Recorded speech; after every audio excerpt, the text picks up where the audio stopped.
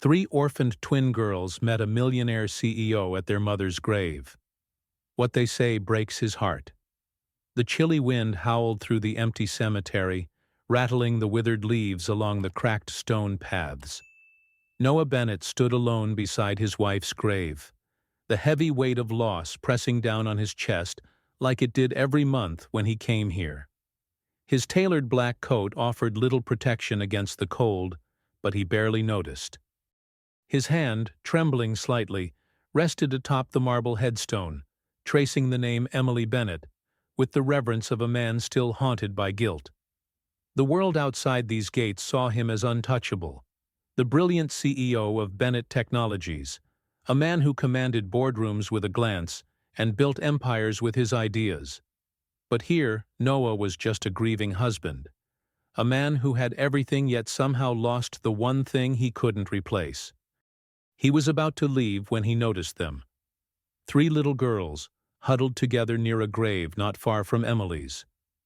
Their clothes were thin for such a cold day, their shoes worn. Still, they each clutched a small bouquet of wild flowers, the kind that grew stubbornly at the edges of forgotten fields. Noah watched as the oldest, a slim girl with tangled dark hair, carefully placed the flowers down. She whispered something to the others, her voice carried away by the wind. The youngest, maybe 5 years old, wiped her nose on her sleeve and glanced around. And that's when her wide brown eyes met Noah's. For a moment, time seemed to freeze. The little girl gave him a tentative, almost shy smile. It was such an innocent gesture, so unexpected, that it pierced through Noah's defenses before he could brace himself. Something about her, the fragility, the simple bravery, pulled him forward without thought. "Hello," Noah said, his voice rough from disuse. The three girls turned to him, wary but not afraid. Up close he could see the lines of exhaustion under their young eyes. Life had not been kind to them. The oldest stepped forward slightly, as if shielding the others. "Hi," she said. Noah knelt down to their level, instinctively softening his tone. "I'm Noah. I was just visiting someone special. You girls here for someone too?" The middle child, who looked to be a twin of the oldest but with a slightly softer jawline, nodded. "Our mom," she whispered. The youngest, still clinging to her sister's hand, piped up, "She told us to find the man with the sad heart. She said he needed a new family." Noah's breath caught. "What's your mommy's name?" he asked carefully, his throat tightening. "Maya Peterson," the oldest replied, her voice trembling. Noah's mind reeled. The name tugged at memories he had buried. Maya had been Emily's housekeeper for nearly 8 years. Loyal, kind, often leaving small notes of encouragement for Noah during Emily's long hospital stays. Maya had been there at the end, holding Emily's hand when he couldn't make it in time. "She used to work for a very nice lady," the youngest added proudly, her small fingers brushing a tear off her cheek. Noah swallowed hard. A memory surfaced. Emily laughing with Maya in the garden, teasing Noah that he had 2 angels watching over him. He remembered Maya's soft words at Emily's funeral. "Take care of yourself, Mr. Bennett. You still have so much love to give." And now here they were, her daughters standing before him, broken yet hopeful, offering a sliver of light into the darkness he had wrapped himself in. "Are you here alone?" Noah asked gently. The oldest nodded. "Our uncle dropped us off. He said we had to hurry." Something twisted painfully in Noah's gut.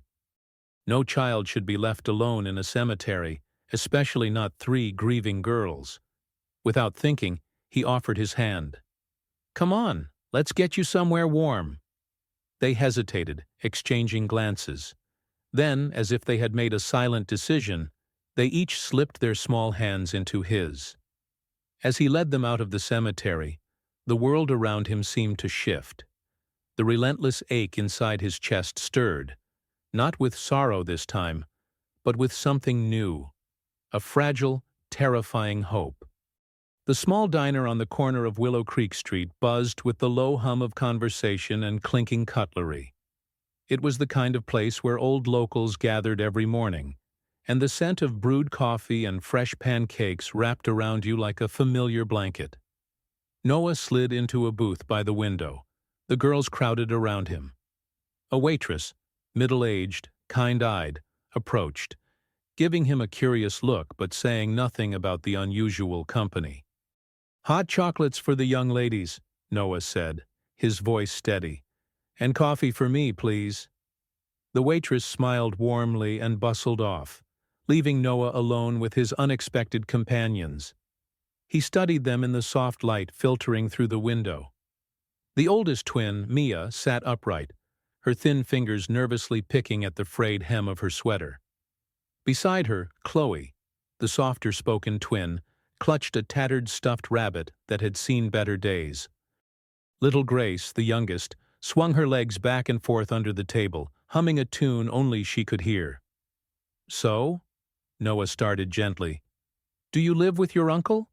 Mia hesitated, then shrugged. "Sort of. He doesn't like us much." Chloe looked down at her lap. Grace's face, normally bright, clouded over. Noah leaned back, a cold anger building inside him, but he kept his expression calm. "Do you go to school?" "Sometimes," Mia said. "If he remembers." Noah nodded slowly, filing away every detail. His mind raced through possibilities: legal guardianship, social services. But above all, he knew one thing with certainty. He couldn't leave them to fend for themselves. The hot chocolates arrived, and for a few precious minutes, the girls were just children again, smiling over whipped cream mustaches and giggling as they tried to sip without spilling. Noah watched them, the ache in his chest deepening. They deserved better. Emily would have said the same. "Your mom," Noah said quietly once they settled again. "She worked for my wife. She was a good friend to us." Mia's eyes lit up. "She used to tell us about her. Mrs. Bennet." "She always said Mrs. Bennet smiled even when she was sick," Chloe added softly. Noah smiled sadly. Emily had been a warrior in delicate skin, always full of life even when cancer was stealing it piece by piece. Grace leaned forward, whispering like she was telling a sacred secret. "Mom said you were sad because you lost someone you loved. She said, you had a good heart, but you forgot." Noah's throat tightened. He looked out the window, blinking away the sting in his eyes. Outside life continued, people hurrying by, unaware of the small revolution happening in his world. He turned back to them. "Do you want to come with me for a little while? Just until we figure things out?" Mia looked at Chloe, who looked at Grace. 3 small heads nodded. It wasn't a promise yet, but it was a beginning. The social worker's office smelled faintly of old paper and stale coffee. Noah sat stiffly in the chair across from Ms. Holloway, a woman in her 50s with sharp eyes and a no-nonsense demeanor. The girls were in a nearby room with another worker, waiting for a decision Noah wasn't sure he could influence. "You understand," Ms. Holloway said, tapping her pen against a clipboard, "that what you're proposing isn't simple. Temporary guardianship, maybe. Adoption? That's a much longer road. Background checks, home evaluations, financial screenings." Noah's jaw tightened. "I'm aware. And you're a single man. No prior experience raising children. A high-profile executive. Your lifestyle doesn't exactly—" She trailed off, searching for a polite way to say suitable without offending him. Noah leaned forward. "I'm not asking for permission to host a charity event. These girls have no one. Their mother trusted me, in her own way. I won't betray that trust." Ms. Holloway's face softened, if only slightly. "Mr. Bennet, good intentions aren't always enough." Outside the glass doors, Mia, Chloe, and Grace waited with fragile hope in their eyes. Noah wasn't sure when the shift had happened, when his responsibility to them had stopped feeling optional and started feeling like oxygen. "We've already opened an investigation into their uncle," Ms. Holloway said, flipping through her files. "Neglect, misappropriation of funds, possible abuse." The words made Noah's hands clench into fists. "But while that's pending," she continued, "the court may place them into temporary foster care." Noah's stomach dropped. "No," he said, sharper than he intended. "I'll take them, now, today." Ms. Holloway regarded him for a long, waited moment. Then, sighing, she set down her pen. "I'll authorize an emergency placement, but understand, this isn't permanent. Not yet." It wasn't enough, but it was a start.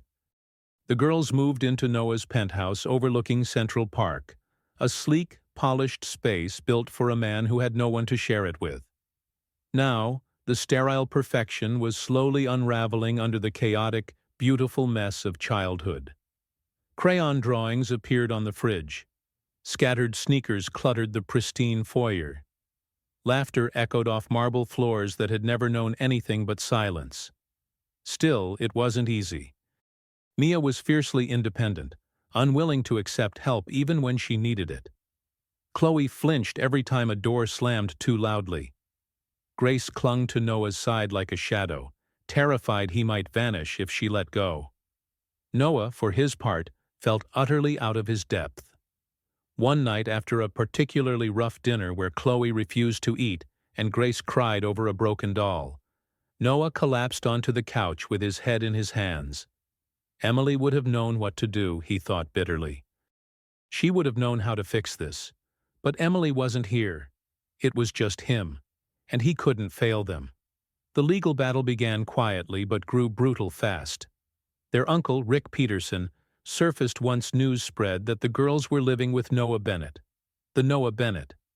Smelling money, Rick filed for custody, claiming Noah was unfit and manipulating the girls for his own purposes.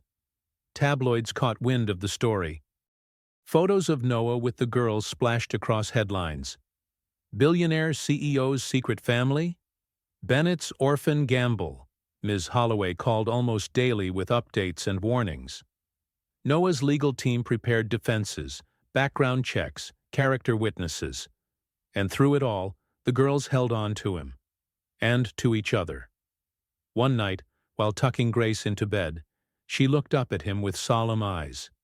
"You're not gonna leave like Uncle Rick, are you?" she whispered. Noah's throat tightened. "No, Gracie," he said, smoothing her hair back gently. "I'm not going anywhere." And he meant it. Even if the whole world thought he was crazy. Even if the fight cost him everything. He wasn't walking away. Not this time.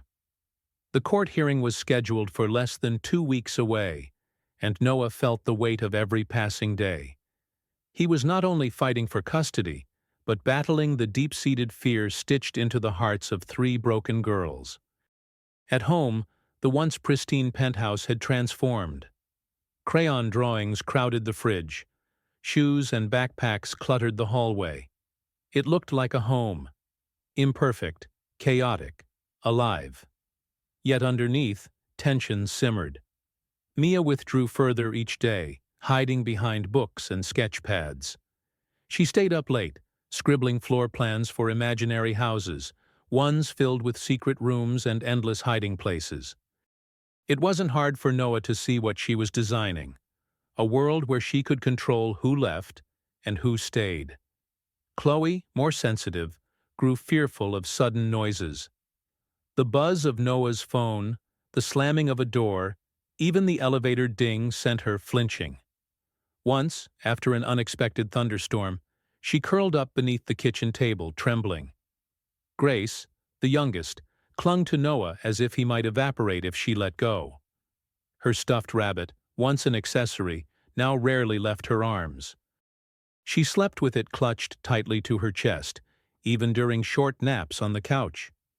Noah knew he had created a safe physical space, but safety wasn't just walls and locks. It was trust.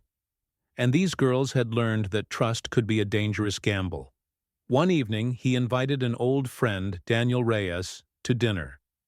Daniel had been Emily's lawyer and confidant, a man who had once walked beside Noah through another kind of loss. "Courts want proof of stability," Daniel said, sipping coffee in the kitchen while the girls played nearby. "It's not enough to want them. You have to show them a life that makes sense." Noah's fingers tightened around his mug. "What if it doesn't make sense yet?" Daniel gave him a knowing look. "Then you build it, brick by brick." The suggestion gnawed at Noah. His company, Bennett Technologies, was still running, but he hadn't been in the office for weeks. Board members were whispering. Investors were restless. Sacrifices loomed. Sacrifices that might cost him everything he'd built. But when he glanced at Grace, curled up on the couch with Chloe's arm protectively draped over her, Noah knew. If choosing between an empire and these girls was his crossroads, there was no choice at all. Meanwhile, the battle outside intensified. Rick Peterson, the girl's uncle, launched a smear campaign against Noah. He accused him of exploiting the girls for positive PR, painting him as an opportunist. Sensationalist media latched onto the narrative. Tech billionaire's secret family scandal. Reporters camped outside Noah's building. Flashbulbs popped whenever they left for school, frightening Chloe so badly she refused to go outside for 3 days. Mia became fiercely protective, refusing to let anyone but Noah near Grace. Then came the worst blow. Rick's legal team filed an emergency petition to remove the girls from Noah's custody immediately, citing psychological harm caused by public exposure. They argued that Noah's wealth and status made him a danger to the girls' emotional well-being. The hearing would be in 3 days. Noah barely slept. He spent every spare moment gathering testimonials, teachers from the girls' former school, family friends who knew Emily, even employees at Bennett Technologies who could attest to his character. Daniel arranged for a child psychologist to evaluate Noah's home environment. The psychologist's visit was an unexpected grace. The girls, without prompting, told her how safe they felt with Noah, how much better their lives had become. It wasn't just paperwork anymore. It was real. One evening, as Noah tucked Mia into bed, she hesitated before speaking. "If we have to leave," she said, staring at the ceiling, "will you still think about us?" The question shattered him. Noah leaned over, his voice low and steady. "You are my family now, Mia. Nothing will ever change that." She didn't reply, but her hand slipped into his, holding tight until she drifted into sleep. The clock was ticking. The fight was coming. But for the first time, Noah wasn't just preparing for battle. He was preparing to protect his family. At any cost. The morning of the emergency custody hearing arrived cloaked in gray clouds and a cold drizzle. Noah stood before the full-length mirror in his bedroom, adjusting the knot of his tie with mechanical precision. Behind him, the apartment was unusually quiet, a tense, waiting kind of silence. He glanced at the drawing taped to the mirror, one of Mia's. It showed a small house, all crooked lines and bursting with flowers, labeled in clumsy handwriting. Home. Noah's jaw set. He wasn't just fighting for a technicality. He was fighting for a future that had already begun inside these walls. At the courthouse, tension coiled in the air like a physical force. Rick Peterson swaggered into the courtroom with a smug smirk, flanked by 2 aggressive-looking lawyers. He wore an expensive suit that couldn't quite cover the oiliness that clung to him. Noah met his gaze with quiet fury. The girls sat with Daniel in the back row, hands clasped tightly together. Mia's face was stoic. Chloe looked like she might bolt at any moment. Grace clutched her stuffed rabbit like a lifeline. Judge Ramirez entered the room, her presence commanding immediate respect. She wasted no time. "Mr. Peterson," she said, looking over the paperwork, "you allege that Mr. Bennett's guardianship is harmful due to media exposure. Yet you failed to provide evidence that he orchestrated said exposure." Rick's lawyer jumped up, citing tabloid articles and speculative headlines. Noah's attorney calmly countered, presenting security footage showing paparazzi scaling fences, harassing the girls at school, violating protective orders. Then came the witnesses. One by one, teachers, neighbors, even the girl's former babysitter testified to Rick's neglect and Noah's dedication. A video clip played, a recorded session from the court-appointed child psychologist. In it, Mia's small, steady voice said, "He makes us feel safe. He makes us feel loved." Rick's confidence visibly eroded. But it wasn't enough. Judge Ramirez needed one more push, something undeniable. That's when Ms. Holloway approached the bench with a sealed envelope. Whispering quickly to the judge, she handed over a report stamped with urgency. Judge Ramirez's expression shifted as she read. Sharp, cold. "Mr. Peterson," she said, voice cutting through the tension, "do you care to explain why Child Protective Services discovered falsified documents regarding the girl's inheritance under your supervision?" The courtroom gasped. Rick stumbled over his words, but the damage was done. The judge turned to Noah's table. "Given the overwhelming evidence and the imminent risk to the children's well-being, I'm granting Mr. Bennett full temporary custody pending adoption proceedings." Cheers nearly erupted from Daniel's side. Grace burst into tears, clinging to Chloe, who was already sobbing into Mia's shoulder. Noah sat frozen for a moment, hardly daring to breathe. It was happening. It was real. Outside the courthouse, rain misted down in fine silver sheets. Noah crouched before the girls on the courthouse steps, his heart pounding harder than it ever had in a boardroom or shareholder meeting. "You're really stuck with us now," Mia said, trying to sound teasing but her voice cracking. "I wouldn't have it any other way," Noah replied, his throat raw. Chloe threw her arms around his neck. Grace squeezed into the hug too, her rabbit squashed between them. For a long moment they just stayed there, tangled together against the gray city backdrop, letting the weight of it all wash over them. Family. It wasn't blood or legality. It was this. Choosing each other. Every single day. Later that night, back at the penthouse, the mood shifted from celebration to reflection. Noah tucked the girls into bed one by one, lingering a little longer at each door, just watching them breathe. Safe at last.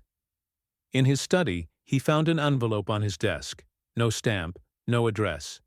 Just his name, handwritten in familiar script. He opened it with trembling hands. Inside was a letter. "Dear Noah, if you're reading this, it means Maya trusted you the way I always did. I know you blame yourself for what happened to me. But love doesn't end with death, Noah. It's a seed. It grows where you least expect it. Take care of them. And let them take care of you, too."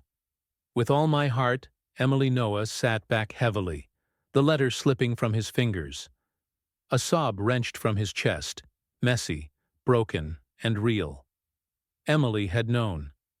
Even in her final days, she had seen the life waiting for him beyond the grief. She had planted the seeds. And somehow, against every odd, they had taken root. He wiped his face and stood, walking quietly down the hall. He peeked into the girls' room one last time. Mia's sketchpad lay open on the nightstand. This time, the drawing wasn't just of a house. It was of all four of them. Together, smiling. Home. The days that followed the court ruling blurred into a gentle, chaotic rhythm. For the first time in what felt like forever, the apartment was filled with something new, a kind of fragile normalcy. Breakfasts became louder, messier. Mornings were spent hurrying through tangled hair, missing socks, and forgotten lunchboxes. Evenings ended with movie nights piled under mountains of blankets, popcorn everywhere. But beneath the surface, the emotional aftershocks still rippled. Mia became fiercely protective of her new life. She organized chore charts, double-checked the front door locks, and kept a meticulous calendar of school events on the fridge. It wasn't just about control.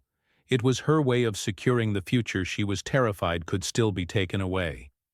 Chloe, who had once flinched at every unexpected sound, began to laugh more easily. Her smiles, though still shy, lingered longer. She started reading bedtime stories to Grace, using animated voices that made her sister giggle uncontrollably. Grace flourished under the attention. She asked Noah endless questions about everything: how elevators worked, why the sky was blue, whether rabbits liked peanut butter. Each answer, no matter how silly, stitched another thread into the trust growing between them. And Noah? Noah adapted.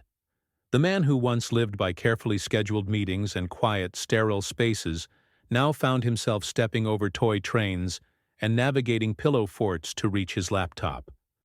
Board meetings were interrupted by urgent requests to fix a doll's missing shoe or to taste test a suspicious batch of homemade cookies. At first, it was overwhelming, but somewhere in the noise and chaos, he rediscovered something he hadn't realized he had lost: joy. Real, unfiltered joy. Of course, not everything was perfect. One Friday afternoon, as they prepared for a family dinner, the doorbell rang. Noah opened it to find Rick Peterson standing there, flanked by 2 police officers. Noah's heart plunged. Rick smirked, waving a thin sheaf of papers. "Court says I have visitation rights," he said, voice oily. The officers, looking uncomfortable, confirmed the paperwork. Noah had no choice. Rick was allowed supervised visits pending the final adoption ruling. The girls' reactions were immediate and visceral. Chloe burst into tears. Grace hid behind Noah's legs. Mia stood frozen, fists clenched, jaw trembling. Noah knelt down, keeping his voice calm. "You don't have to go anywhere with him," he said firmly. "It's just a short visit. Here. With me close by." Still, the damage was done. That night, Mia refused to eat. Chloe wet the bed, something she hadn't done in weeks. Grace barely spoke above a whisper. Noah sat awake long after they slept, staring out the window at the glittering city skyline. He had won the battle for custody, but the war for their healing was far from over. Determined not to let Rick's shadow linger over them, Noah made a decision. The next morning he packed a picnic basket and took the girls to Central Park. It wasn't planned, it wasn't perfect, but it was theirs. They played tag until they collapsed in the grass, breathless and laughing. They fed ducks at the pond.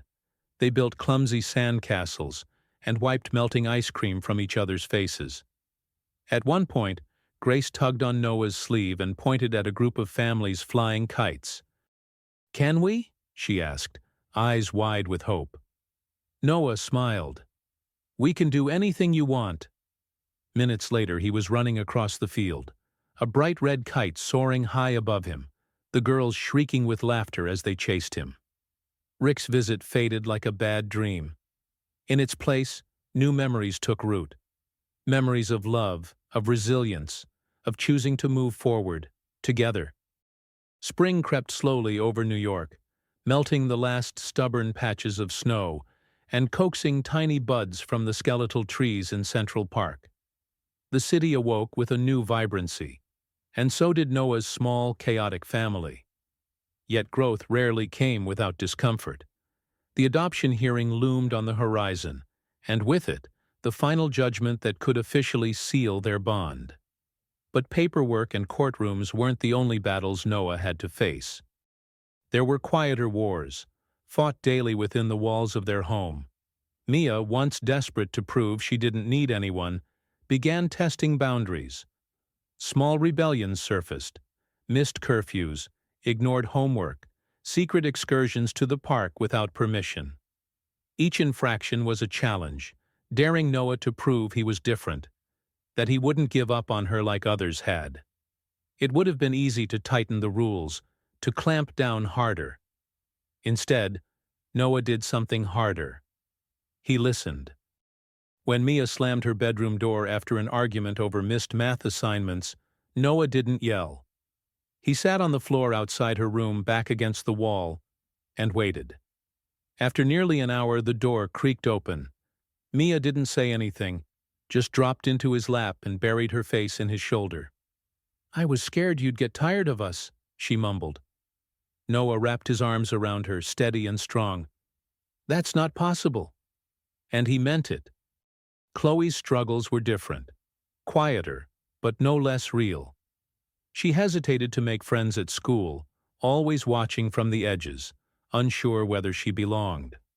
When parent-teacher conferences arrived, her teacher gently pointed out Chloe's reluctance to participate in group activities. "She's bright," the teacher said, "but she's waiting for permission to be a kid." That night Noah sat with Chloe in the living room, helping her build an elaborate Lego castle. "You know," he said casually, fitting a block into place, "it's okay to be happy. You don't have to feel bad about it." Chloe didn't answer right away. But the next day, she came home proudly clutching a friendship bracelet, a gift from a new friend. Progress, Noah realized, wasn't always loud. Sometimes it was a thread woven quietly through ordinary days. And Grace, sweet, resilient Grace, began asking bigger questions. "Why did Mommy go away?" she asked one evening as Noah tucked her in. Noah swallowed hard, choosing his words carefully. "Sometimes people we love have to leave, but that doesn't mean they stop loving us. They just love us from somewhere we can't see." Grace nodded thoughtfully. "Like stars?" "Exactly like stars," Noah whispered. That night, Grace taped glow-in-the-dark stars across her ceiling. She named one Emily, another, Maya, and one more, the brightest, she named Noah. Meanwhile, Noah faced his own transformation. He restructured his life, scaling back his role at Bennett Technologies. He appointed a new COO, someone he trusted implicitly, and took a step back from the relentless grind he once believed defined his worth. Board members balked, investors muttered. Noah didn't care. For the first time in his adult life, he wasn't chasing quarterly reports or media accolades. He was chasing soccer games in muddy fields, science fairs where Grace's baking soda volcano exploded too soon, late-night talks with Mia about architecture and dreams, helping Chloe prepare for her first school play, sewing a lopsided costume that somehow turned out perfect in her eyes. Every sacrifice carved out a new space inside him. Not empty, but full. Full of purpose, full of love, full of the messy, beautiful life he had never dared to imagine for himself. One evening, about a month before the final adoption date, Noah found himself sitting on the balcony with the girls. They sprawled on a pile of cushions, staring up at the sky as stars blinked into existence one by one. Grace pointed excitedly. "Look, that's Mommy's star," Chloe giggled. "And that one's mine." Mia leaned her head against Noah's shoulder. "Do you think maybe we can plant a garden on the balcony?" Noah smiled, heart swelling. "We can do anything you want." For the first time in years, he wasn't haunted by the things he had lost. He was anchored by the things he had found. Family, hope, a future worth fighting for. And as the city glittered around them, Noah realized something profound. This wasn't just about saving them. They had saved him, too. The final adoption hearing was scheduled for early June, just a few short weeks away. Every day that passed tightened the tension in Noah's home, not through arguments or fear, but through the unspoken worry that something could still go wrong. They had come so far, and yet nothing felt guaranteed. Mia channeled her anxiety into over-preparation. She memorized the names of every judge, every social worker. She printed out articles about adoption success stories and taped them to the fridge. Chloe became more cautious, retreating slightly into herself again. She checked her backpack 3 times each morning before leaving for school, convinced that forgetting something might somehow disrupt the fragile future they were building. Grace clung to rituals. 3 kisses before bed, 2 hugs in the morning, a whispered wish on her brightest star every night. And Noah? Noah prepared quietly, methodically, refusing to allow doubt to take root. He attended every meeting, filled out every form. He met with Ms. Holloway weekly, ensuring that every last detail was perfect.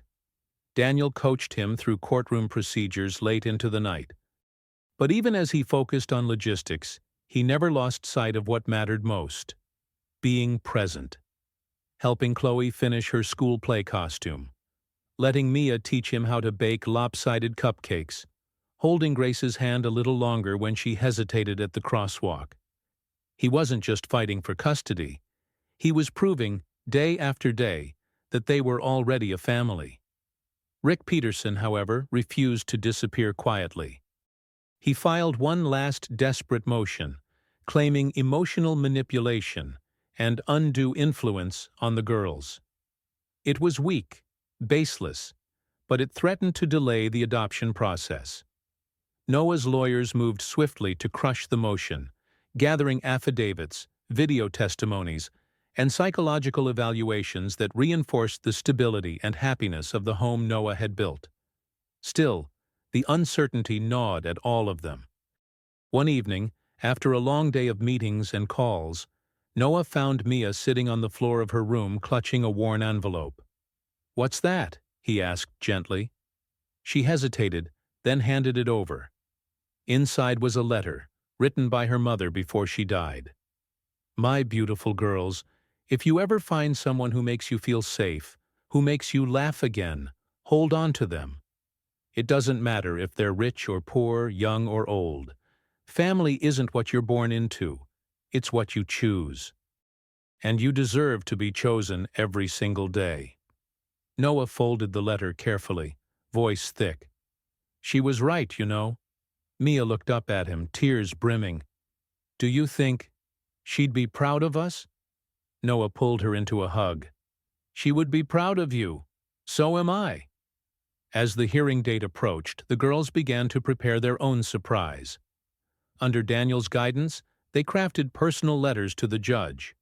Letters explaining in their own words why they wanted to stay with Noah. Each letter was simple, heartfelt, and devastatingly honest. Grace's said, "He makes me feel brave." Chloe's said, "He makes me feel safe." Mia's said, "He made us a home." Ms. Holloway, reviewing the letters privately, wiped her eyes and whispered, This will make a difference." It wasn't just about legal documents anymore.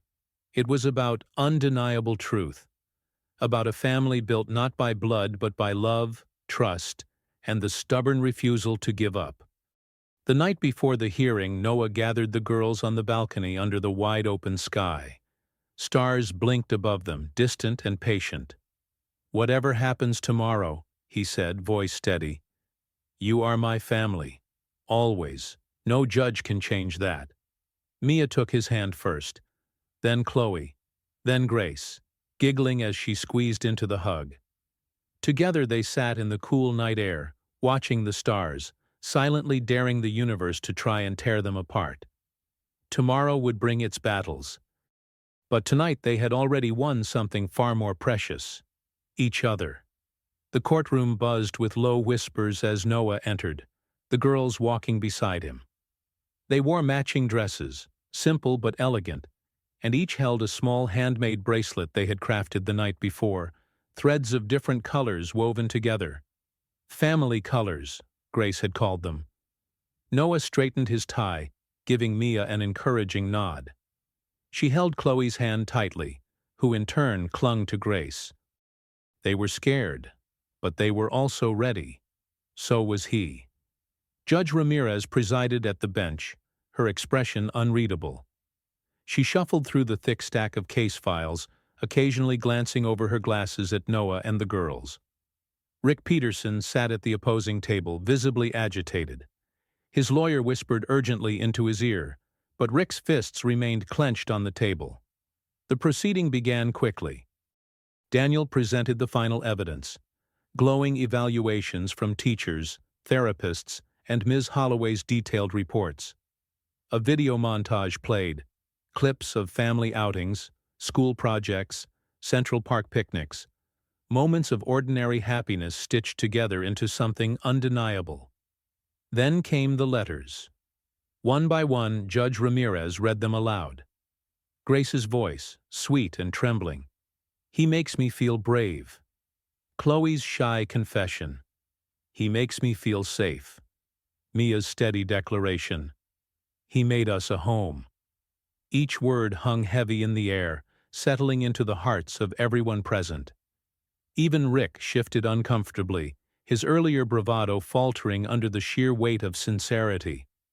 Noah stood when called, heart hammering against his ribs.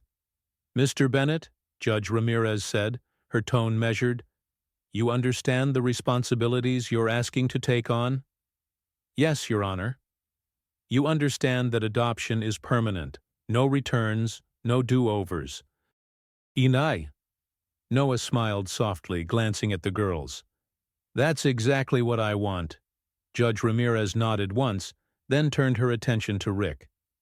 "Mr. Peterson, do you wish to contest the final adoption ruling?" Rick stood abruptly, face red. For a moment it seemed he would erupt, shout, argue, cause a scene. The courtroom tensed. Instead, he exhaled sharply, slamming the custody motion onto the table. "No," he muttered. "Let him have them." Gasps echoed across the room. Rick stormed out, leaving his lawyer scrambling behind him. It wasn't the dramatic fight Noah had braced for. It was surrender. Ugly, bitter, but final. Silence filled the courtroom as Judge Ramirez adjusted her glasses. "In light of all evidence," she said, "this court finds it in the best interest of Mia, Chloe, and Grace Peterson to be adopted by Mr. Noah Bennett." She banged her gavel once, sharp and clear. The girls burst into tears. Not of fear this time, but of pure, overwhelming relief. Noah dropped to his knees as they rushed into his arms, clinging, laughing, crying all at once. He buried his face in their hair, unable to stop his own tears from falling. Family. Real. Forever. Outside the courthouse, the sun broke through the gray clouds at last, warm and golden. Daniel snapped a photo of them on the steps. Noah with his arms around the girls, all four of them laughing through their tears. "Looks like you're stuck with us now," Mia teased, echoing her words from the emergency hearing. Noah laughed, heart full to bursting. "Best thing that's ever happened to me." Nearby, reporters tried to catch photos, but for once, Noah didn't care. The only story that mattered had already been written. Not on paper, in their hearts. That night, they celebrated with pizza, messy cupcakes, and a dance party in the living room. Grace proudly showed off her new bracelet to everyone who would listen. Chloe designed nameplates for their bedrooms, each with Bennett carefully printed underneath. Mia disappeared for a while, then reappeared with a small box. Inside was a framed photo. The one Daniel had taken on the courthouse steps. "We thought you should have the first one," she said, cheeks flushed with pride. Noah's hands trembled slightly as he took it. Family. Chosen. Built from broken pieces, stitched together by love and stubborn hope. Later, after the girls were asleep, Noah stepped onto the balcony. The city stretched around him, endless and alive. He looked up at the stars, whispering a silent thank you. To Emily, to Maya, to whatever unseen force had brought them into his life. He wasn't the man he had been a year ago. He was stronger, softer, whole. And as he stood under the endless sky, Noah Bennett realized he hadn't just saved 3 little girls from a broken system. They had saved him from a life without meaning. And together, they had built something unbreakable. Home. 1 year later, the Bennett household looked nothing like the cold, pristine space Noah had once lived in. The penthouse had evolved into a colorful, lived-in chaos. Framed crayon drawings lined the hallway, a shoe rack overflowed by the door, and the balcony Mia had once dreamed of was now a thriving miniature garden, bursting with flowers and vegetables. On a warm Saturday morning, the family gathered for their newest tradition, Pancake Saturdays. Noah flipped pancakes in the kitchen while Grace set the table, proudly placing mismatched plates and plastic cups. Chloe buzzed around him, narrating the pancake competition like a sports commentator, while Mia meticulously arranged toppings, blueberries, chocolate chips, syrup, in neat little bowls. "Dad's already losing," Chloe giggled, darting away from a playful swat. Noah shook his head, laughing. "I demand a rematch." Grace grinned, squeezing his hand. "You'll win next time, Daddy." Daddy. Even after months of hearing it, the word still caught him off guard, still filled his chest with a fierce, overwhelming gratitude. After breakfast, they prepared for a visit to Central Park. Another tradition, one rooted in those first tentative days when they learned how to be a family. At the park, they laid out a picnic under their favorite oak tree, its wide branches casting a cool shade over the blanket. The girls ran ahead, their laughter carrying on the breeze. Noah watched them, heart full. Mia, tall and confident, sketching the skyline in her notebook. Chloe, twirling barefoot in the grass, carefree at last. Grace, chasing after a butterfly, her stuffed rabbit still clutched under one arm. They were thriving. So was he. As the afternoon waned, they visited the memorial bench Noah had commissioned near the garden paths. A simple bronze plaque read, "In memory of Emily and Maya, for the love that never ends." The girls placed fresh flowers at the base of the bench, sunflowers, Emily's favorite, and daisies for Maya. They sat together for a moment, hands linked, hearts full. Noah felt the familiar ache of loss, but it no longer consumed him. It lived alongside the joy now, stitched into the fabric of their new life, a reminder of the journey that had brought them here. On the walk home, Grace tugged at his sleeve. "Daddy?" He looked down, smiling. "Yeah, Gracie? Are we your forever family now?" Noah crouched to her level, brushing a stray hair from her face. "You were my forever family the moment I met you." Grace threw her arms around his neck, squeezing tight. Chloe and Mia joined in, forming a clumsy, perfect hug in the middle of the sidewalk. People passing by smiled, but Noah barely noticed. In that moment, nothing else mattered. They were together. They were whole. And for the first time in a long, long time, Noah Bennett was exactly where he was meant to be. Home. Their new house, a real house, with a backyard, a tire swing, and a garden blooming under the same stars they once wished upon. Mia prepared to leave for college. Chloe dreamed of opening an art studio, and Grace practiced her speech for elementary school president. Noah watched them, heart full, knowing every sacrifice had been worth it. They weren't just survivors of loss anymore. They were builders of futures, and every night under the endless sky, they still chose each other, again and again. If this story touched your heart, remember, family isn't always about blood.